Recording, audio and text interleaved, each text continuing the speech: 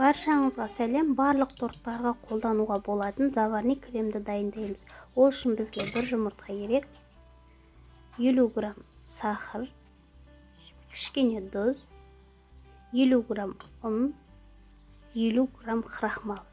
Осылардың барлығын асықпай араластырып аламыз. Содан соң оттың астын жағамыз. Жай отта сахарымыз ергенше араластырамыз. Ергеннен кейін үстіне 500 мл сүт құямыз. Міндетті түрде жай отта араластырып отыру қажет. Түйіршік болмау керек. Міне, креміміз дайын болып қалды. Оттың астын сөндіреміз. Содан соң 50 грамм сары май қосып, асықпай тағы да араластырамыз. Міне, заварник креміміз дайын болды. Барлық торттарға қолдана бересіз.